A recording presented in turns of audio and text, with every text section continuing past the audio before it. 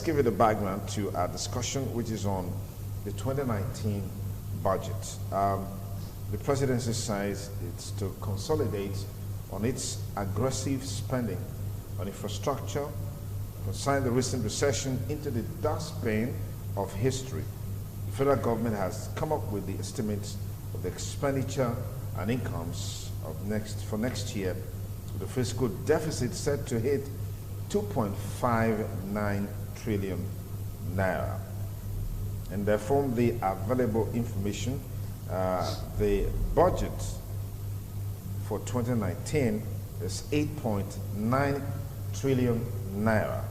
All right, and that's an increase. There's an increase of 305.86 billion naira over the original estimates of 8.61 trillion naira presented to the legislature on November 7, 2017 by President Muhammadu Buhari for the 2018 fiscal year. However, the planned 8.9 trillion naira spending will be about 220 billion naira lower than the 9.12 trillion naira 2018 budget, which was passed by the National Assembly and assented to by the President. The government is also planning to raise the total of 6.32 trillion naira as revenue next year to finance the budget. 6.32 trillion naira when compared to the 7.16 trillion naira revenue projection approved for the current year represents a decline of about 840 billion naira. The figures are contained in the fiscal strategy paper of the federal government, which of course is available at the budget office of the budget office of the Federation in Abuja. Well, I'm sure you really may not be interested in all of those figures that I just read out. The question has always been, and will always be, to what extent did the budget perform, and to what extent did the budget impact the lives of the ordinary man on the street? This is Christmas season. This is end of year season. To what extent did the budget help many people to look forward to a time like this and be happy in their minds? That's the thrust of our discussion. But I'd like to welcome our panelist, Osaze Jesuabo, is a member of the People's Democratic Party, is a veteran journalist, public affairs commentator. Many thanks for joining us. Thank you very much, and good morning, viewers. Compliments of the season. I also have with us in the studio a member of the APC, is the councillor representing Ward 2 in Oedo Local Government Legislative Arm, Comrade Harrison Ezeko. Comrade, many thanks for joining us. Thank you for having me. Good morning, viewers. We're expecting Idehe Ebonyi, who is the State Secretary of the African Democratic Congress, ADC, to join this discussion. We hope he gets here on time to be part of the conversation. Okay, now the 2019 budget has been presented to the National Assembly. We're hoping that before the end of the year or within the first quarter of 2019, the budget would have been passed by the National Assembly. But let's start with the one that was passed in 2017 for 2018. What's your assessment in terms of the impact made against the background that there were a whole lot of score points raised by the President in his presentation at the National Assembly, which elicited a lot of reactions from some members of the National Assembly? Let me start with you, Harrison. Well, first of all, I think we must commend the President for the very first time. We are seeing a budget very much on time, so that the legislature, National Assembly, can have a whole lot of time to do justice to the budget and do the needful, so we passed on time for quick takeoff of implementation. Just to say that the 2016-17 budget, well, to the best of my knowledge, I think that been fairly used. The area, the money was able to access, the projects are there for the people to see. We understand that Nigeria at the time was in recession. We are trying to find our feet out of recession right now. Although statistically Nigeria is out of recession, but we need to get back the economy to move the way it's supposed to be. And it is normal everywhere. Any country that has gone into recession as soon as you move out of recession, take another 2 or 3 years to balance the economy. And that is where we are finding ourselves. And from the look of things, I think there is hope for the country. The budgets have been used judiciously. The one we're able to assess, because budgets are an estimated amount. It does not mean that the order of money there will be assessed by how the ministry and will be used. For the one that have come out so far, I believe and I know that the money have been used the way it's supposed to be used, and I think leakages have been blocked. That is another good thing in the whole aspect. Even in National Assembly, many of them, you see them commissioning projects. This is not their money. This is the same money that came out from the budget that was transmitted to them. If you watch television today, many of them are telling you this is the project they have done. Because the president was good enough to release funds to them to do those projects. The money is not their personal money. That will tell you that the budget for 2016-2017, 2017-2018 and me was judiciously used. That is even what it says in most of our national and assembly members. Even when they are not in the same party, they were able to access funds, they did projects, and they are showing television today. That project they have done, it is the result from the presidency who have released money to them, and that's why these things are done. So that's why I'm surprised people begin to tell you the president has done nothing. The president don't do. It's not true. If the president has not released money, you that is saying the president has not done, you that is knowing the president, you don't do what you are doing. It's not your money. I was surprised I see the minority group, maybe the PDP legislator, or that very day, who the president. This is the same president who has been neighbor, not using party different. Your rights were given to you, your resources were given to you. And today you also need to show your various mistakes. And you are still saying the man has done nothing. It's unethical and it's not fair. Okay, I'll come back to you on the Boeing aspect, but let's try to build up the discussion. Sir Jeswabo, what are your takeouts in terms of the impact of the 2016-2017 budget? Well, excuse me, sorry. The Harmattan is not my friend. One man's meat is another man's. Yes. I'm surprised that my brother here is saying that the 2019 budget was presented on time. A budget presented on the 19th of this month, last week Wednesday, and the lifespan is supposed to begin January 1st, even though we know we have not been following that in the country. And he's calling that early presentation of budget. The members of the National Assembly are on Christmas break now, and they are going to resume in January. And we all know that between January and February 16th, when the elections, the first set of elections will take place, the chambers of the National Assembly will virtually be empty. So I don't see what he says is presenting it early enough. In 2017, the 2018 budget was presented in September or October, and we know how long it took. Having said that, as far as I'm concerned, I don't think the president even needed to present a 2019 budget. He would have just represented the aspect of the 2018 budget that has not been utilized and asked them to pass it. Because as we talk now, recurrent expenditure, yes, salaries are being paid. So one can say that probably 50–60% implementation has taken place. But we all know that the capital expenditure, the money that has been released, as at last week when I did some surveys or samplings, was just about between 25 and 30%. And that to me, I will not say is implementing the budget. The budget was signed in June.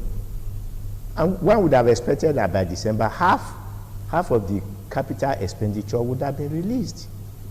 But that has not been the case. So I think you see, and he talked about constituency projects. I'm happy he said that the constituency projects are federal government projects. And I watched a program here sometime last week where they were trying to say that the senators, they collect the money and they pocket it. They don't. The federal government agencies award these contracts. All the senators or members of the House of Reps do is to identify the projects and also identify where they should be cited. The execution, the implementation, the payment, they are all done by the various federal MDAs. So, and yes, he talked about the PDP legislators talking or showcasing their projects. If they are showcasing their projects and they have projects to show, it is not because Buhari handed those projects to them. It is because they were able to lobby and they are honest about developing their places. There are a lot of APC legislators in the National Assembly in this state. How many of them are showcasing the same thing that the PDP legislators are showcasing? Maybe the president didn't give them money. What we are saying is that those things were put in the constituency projects, okay, but they have been dynamic and passionate in pursuing the ones that were allocated to their constituencies, and that is why we are saying it. The legislators have never claimed that those projects were their personal projects. What they have always said is that they are federal projects facilitated by them. I will give you an example. Oben in Oriomo is the largest oil producing community in Edo State. It is because of Oben that Edo State is in the oil producing commission. When we got there, the roof of Oben, the roof sagged, and we asked the headmaster. He said the pupils. Is it primary school or a secondary school? Primary. Okay. He said the pupils don't come to school regularly because the sagging of the roof was because bars converge there, and the weight of the bars bring it down. And so the senator said, okay, he will see what he can do. Obe, as of today, does not have a single local government project, does not have a single state project, does not have a single federal government project. All the projects that were there were done by the company prospecting for oil. Anybody there can go and cross-check. The only federal presence that they have there now are the 6 room classrooms that the senator facilitated in Oben. One for the primary school and one for the secondary school. That is the only government project. Yes, it's an oil project. Yes, okay. The health centers you have there, the water you have there, the roads that you did there, were all done by the company prospecting for oil there as part of their community relations project. Yes. In the community. So these are things the people in Oben, the federal government will not remember them, even though they are prospecting, they are getting the bulk of their oil from there. The people in Ugogogi, in Ogba here, where the seat of the state government is, they won't remember them. We went to that place. There was a man who came out there. He knelt down and thanked the senator of Edo Southwest and said in his 76 years that was his first time of drinking pipe-bomb water. 76 years. Okay. Let me pause what are we talking? Let me pause it. Yes, you've been itching to say something. Well, let me just say, with due respect to my leader, Ogogogi, I am from Iyekogba, that is my constituency, and I want to remind you here, that if a man came out to tell you the first time he's drinking pipe-bomb water, he's just been a communicator with the truth. I cannot say you are lying as an elderly person. Okay. But let me remind you that in that same Ogogogi, the health center in that place was facilitated by Honorable Patrick Obaya, who was the House of Rep, and we have a pipe-bomb water that was built even when Lucky Benejo was in government in that same village. So the man will have come up and tell you that he's drinking pipe-bomb water for the very first time. Maybe it wasn't. No, that's just to make it. Maybe it was far away from his house. Let me go back to the issue that he raised. Yes. Let me reiterate. The leader had just said that the budget. So aspect of it has not been implemented. It's about 21% of the I said between 25 and 30%. And he went further to say that the PDP senator or House of Rep, they were able to lobby the federal government, and they agreed that the project is federal government project, or the constituency project, that they lobbied them to come and put it in their constituency, and yet the budget has not been implemented. Where did the president not get money using to do all this project? We have to be factual. Let us put party aside. In this country, both NPC and PDP legislator, they are all showcasing the project they have done. And these projects are federal government projects.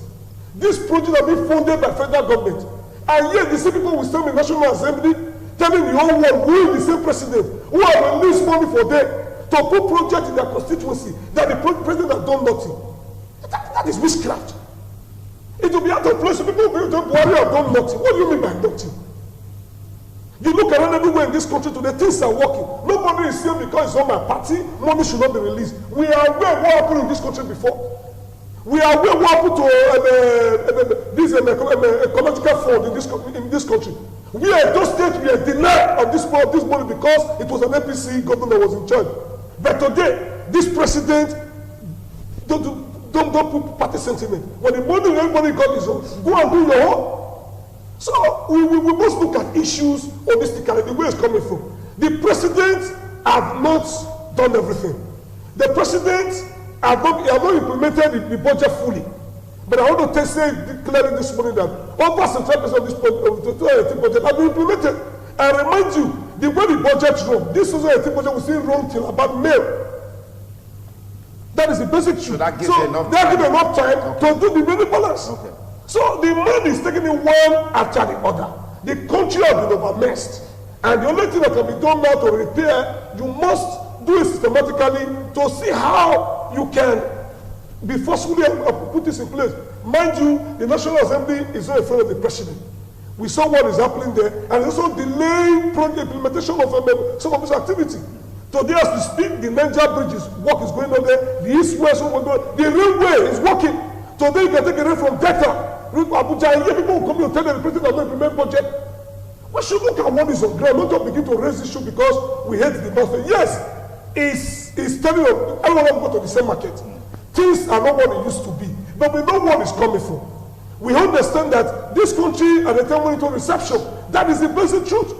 When the PDP minister for finance, the then President Gwela was complaining in this country, said when the Nigerian will beg for food, nobody listened to her.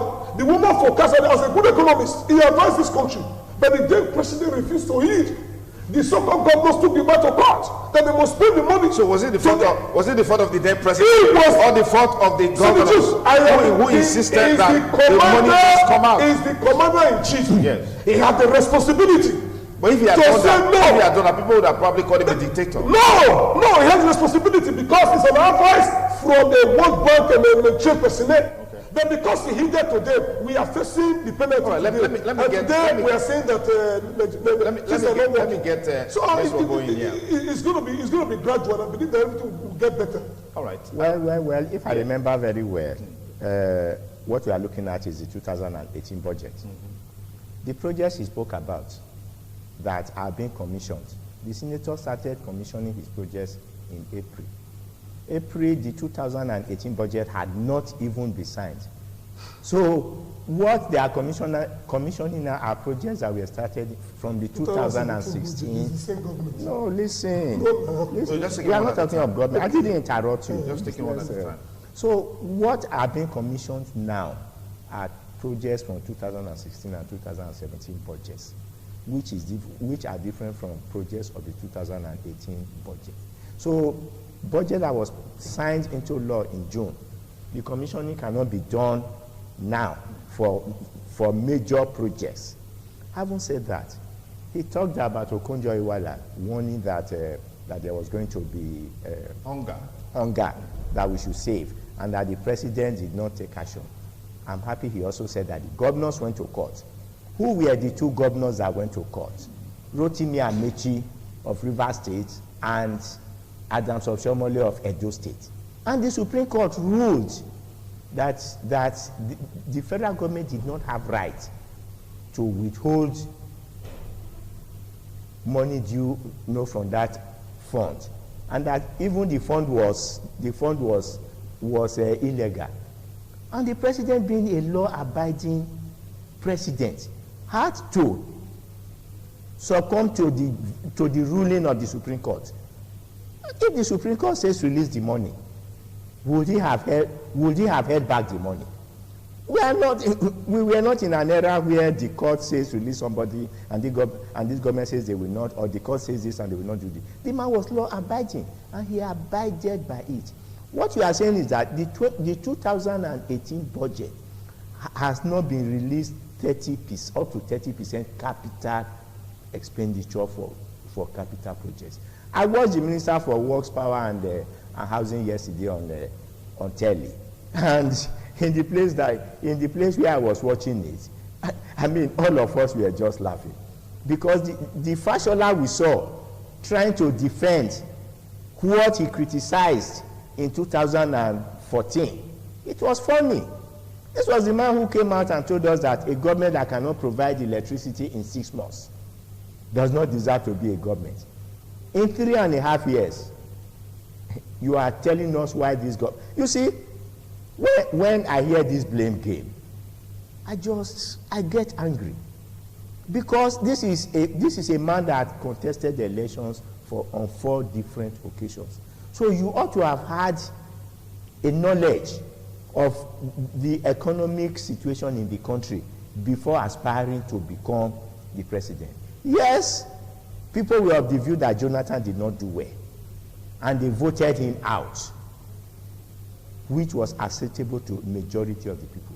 If you now say this man did not do well, give us a chance, and 3.5 years after, you are still blaming the man you said did not do well for all your woes, then it means we were not prepared for governance. Donald Trump, I haven't heard him since he became the president of the US criticizing Obama.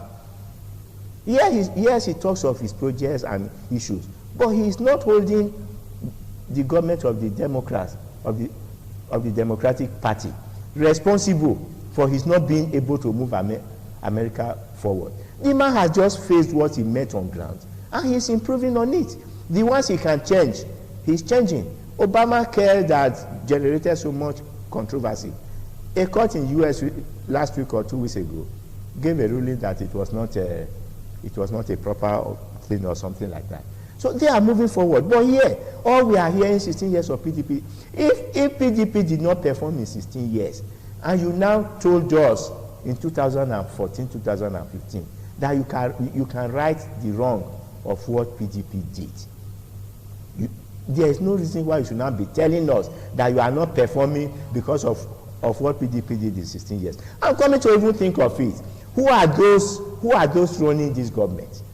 90% of them, or I can even say 92% of them, were part of the 16 years of PDP that they are complaining about. I tell you, my brother, if I leave PDP today and I go to APC, I will not come to this hall and say PDP was bad, because if it was bad, I had the opportunity of leaving. If I did not, and that's what I tell people, you say this government is bad, you say, and you were part of that government, you did not resign, you were collecting your salary, you were taking decisions with them. Then the moment you are thrown out, or you are no more benefiting, you go on air and say that government, a government in which you were a part. It just shows us in this country we don't have moral, we don't have morals, we don't have integrity. Okay. So for those who were there for 16 years and they are talking of PDP of 16 years, it's like a man that is pointing a finger at you. The other 4 fingers are pointed at him, and that is how I see it. All right, now let's look at the 2019 budget presentation, where we saw some national legislators jeering at the president, booing at the president. What is there any justification for that? Let me start with you, because you made reference to that earlier.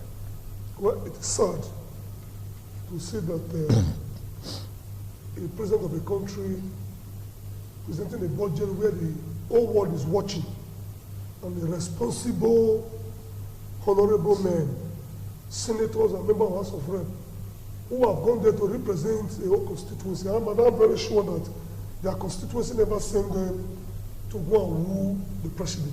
I think it's uncalled for. It's not necessary at all. It's inhuman.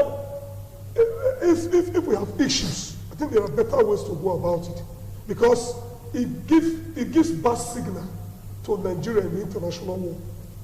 The president has not done anything that warrants that, except maybe the normal way of presenting a budget was not followed. In this country, people believe that if things like that are coming, but it's a moment for the National Assembly to also get their own national cake from the money. That is to say that the attitude, for me, I condemn it in its entirety, is not good.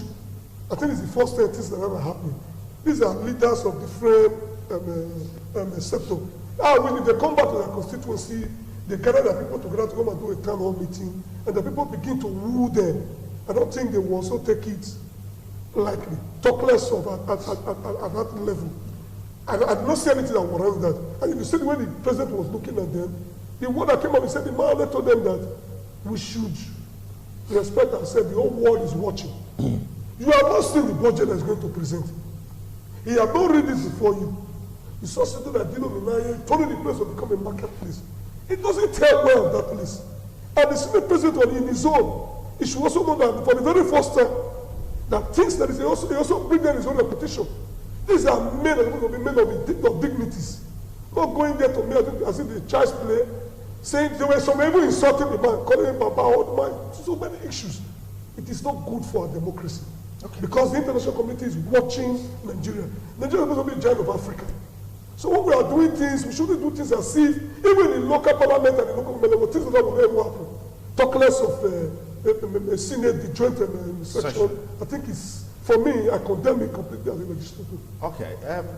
Was this out of frustration in any way, this one? Well, probably my friend here didn't watch the same thing I watched. Because like he didn't watch the same thing. Yes, you watched yes. At the budget presentation. Yes, because first of all, President Buhari presented the budget in 2016. He was not booed or jeered at. He presented a budget in 2017. He was not booed or jeered at. Why did it happen in 2018? That is one. Two, you see, there are two sides of a coin. This telephone has two sides. So when you are looking at it, you don't look at one side, you look at two sides. When presidents present budgets at the National Assembly normally, all members of the National Assembly are seated, and the members of the executive, including the vice president, they all come ahead of the president, and they are given their special places to sit. The chambers are settled before the president eventually arrives. What did we see in this one? The APC members left their seats, went out, and the moment the president came, they were hailing him, say Baba, which was unconventional, which has never happened here. Presidents come and they are led into the chambers. To present the budget. To present the budget. So you're saying the APC people yes, triggered it? Listen. When did you view that one? No, let him finish. If you want me to bring it out from my handset, I will bring it out. Let him finish. So that was where the thing started. Then when they got inside, the booing and jeering did not just start when the president started, before he started his speech. When he now started reeling out his supposed projects, he talked about second Niger Bridge. When he started talking of projects that the people, the representatives of the people, knew were not in existence or had not gotten to the stage that he was trying to make people believe, that was when the protest started. I cannot be representing a constituency in Edo State. Then you go to the National Assembly and give the impression that Bini Auchi Road has been done, is motorable, everybody is passing it. Of course, it will not be acceptable to me. And in addition, I don't even see anything disgraceful in what they did. It is a normal democratic process. Last week, AIT, or was either AIT or Channels, they went back memory lane. They brought 4 video clips of when Barack Obama was presenting an address in the US Congress. And at a stage, they protested. No, or something like that. The man just paused and allowed the protest to die down. Prime Minister May, when she was addressing the British Parliament, at a stage, there was a shout of no, no, no, their own way of protesting. And we all saw it. Zimbabwe, when Mugabe was there was an address he was also giving, and the people were bowing at him. We all saw it. So it is a normal democratic process in a democratic situation. It's just that here, we tend to read meanings to everything. In 2013, Jonathan was to go and present the budget. That was when members of the National Assembly and some governors crossed over from PDP to APC. And he got security reports that he was going to meet with a hostile National Assembly, especially the House of Reps. And to avoid that embarrassment, what did the man do?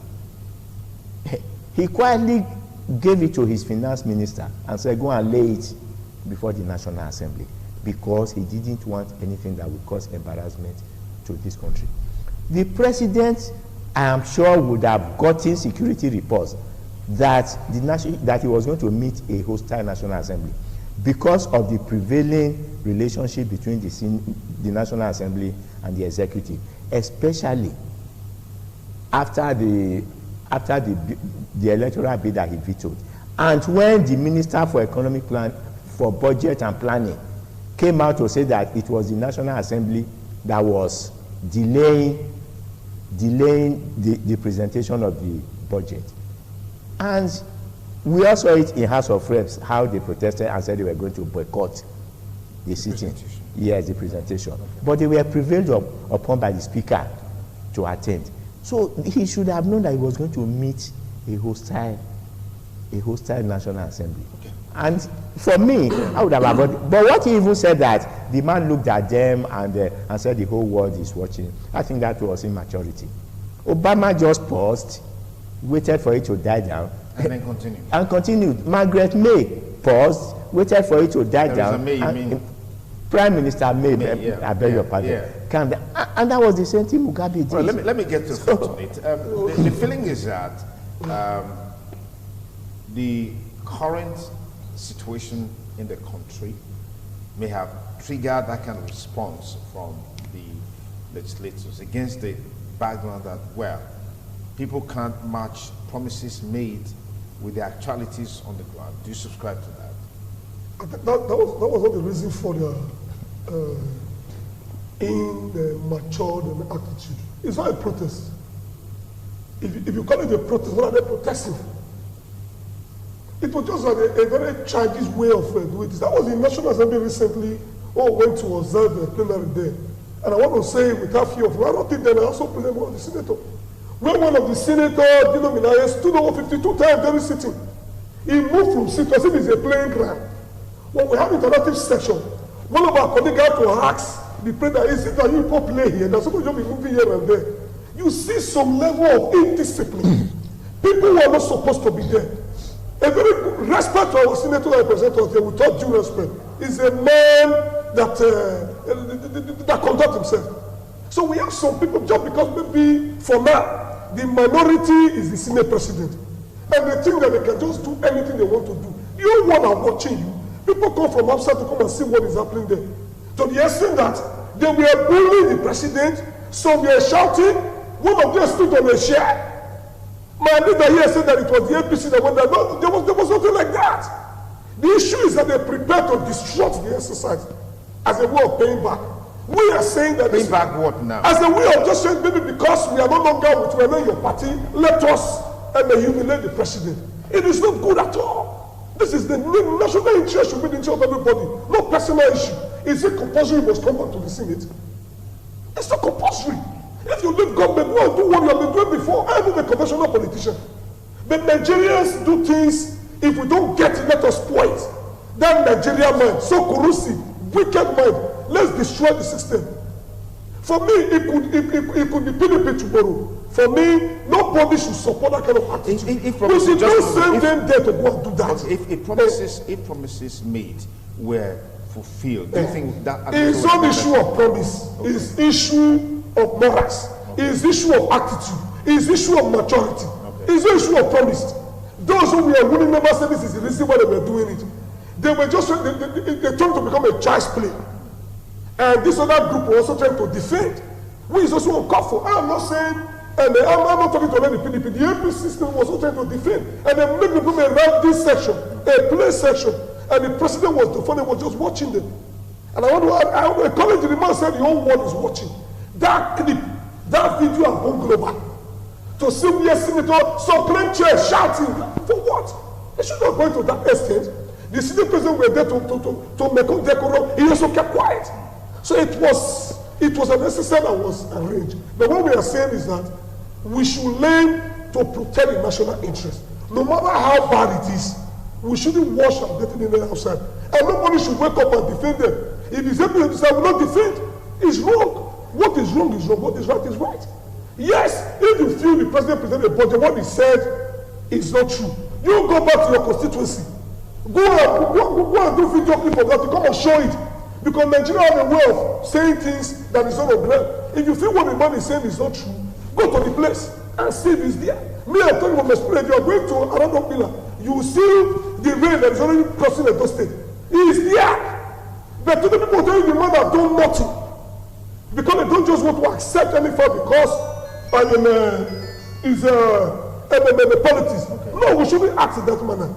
That is just my own thing because I feel that as a young legislator, we are learning what is the lesson they are giving back. This thing happened when we went to Abuja. The same way one of the senior leaders was trying to speak, one of them who stood above me said, sit down, sit down, sit down. And we were watching them. Even children came to observe plenary on that day. What lesson are you giving back? At that level, no, it's unacceptable. Okay.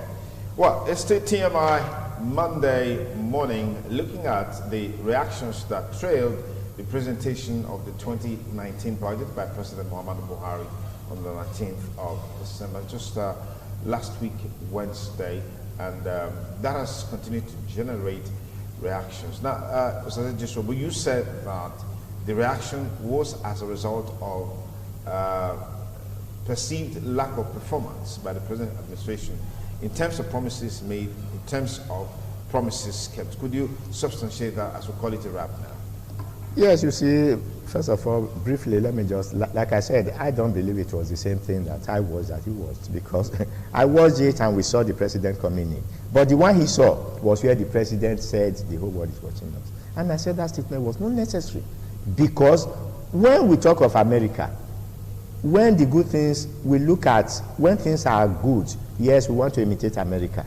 But when some other things happen, we see it as primitive here, but it is accepted in America. That is just our template. And another thing, as a journalist, I've been a journalist for almost 47 years. And when I see some speculations that are just outrageous, it pains me. Like I watch news, I read newspapers, they tell you 30,000 members of PDP defected to APC, or 25,000 members of APC defected to PDP. And I ask myself, who stood and counted them? He had just said something. He said Dino Melaye, one of the sittings, stood up 57 times.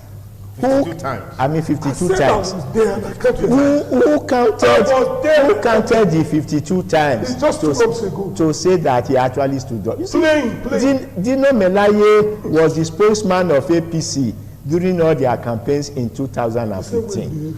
Now he is no more in APC, he is in PDP, he is now a demon. But I can tell you, the bullying that took place that day, many of the APC members were also part of it. Especially those ones that lost nomination, not because they really lost, but because they were maneuvered out. They are very, very aggrieved. I am close to many members of the National Assembly, and between the primaries, when the primaries took place and now, I have had cause through my friends here to interact with some of them, and you can see the anger in them, because they have not, or because they were deliberately schemed out, not because they lost. Having said that, the budget has been presented. we all know that the budget, no serious job will be done in the budget. Probably when they resume in January, they will send it to, it will pass the first and second reading, and it will go to the various committees to look at. But we also know that the committees, how many of them will actually be there to sit till after the elections? And 2018 budget was presented in September, October of 2017. And by March, the Senate President and the Speaker of the House had to go to Aso Rock to appeal to the President, to tell the MDAs to come and defend their budget. And we all know that the President gave instruction, gave a directive there and then that day that they must appear before the Senate. When people just say the National Assembly is delaying budget, they expect that the President just presents it and the National Assembly will just rubber stamp it. If the MDAs don't come, if you don't come and tell them, this is how we spent the money for last year, this is what is left, this is what is not left, will they pass another budget for you? So I'm not trying to exonerate them, but I can say that 80% of why the budget is delayed is because many of the MDAs, they don't come to defend. I just hope that this time around they will be able to. So are you foreseeing another long road in the passage of the 2019 budget? I'm foreseeing it because I don't see any serious business going on between now and March. And that are you is seeing the the same thing too? Because while he was talking, you were nodding your head. Let's not preempt the president. Let me say this very clearly that the National Assembly should be proactive and not reactive. They should sit down and do their work, and your world will be watching. As a legislator, as a local legislator, I believe that we are learning. We are looking up to them. Let's do the needful. Like he said, no National Assembly will allow a budget to just come and go that way. It cannot work. But at that level, you have different professionals. You have different people. You must go through the process. And those who are supposed to come and defend must come on time. I want to also urge Mr. President and all the various ministers to go there on time and defend their budget. So that they can leave it for them to do. So if there's going to be delay, we know that this is where the delay is coming from. All right. So I think that thank you very much. Thank you so much for coming. Ustaz Jisuwabo, thank you for the useful insight. Thank you. Harrison Zeko, it's a delight to have you here. Thank you very much.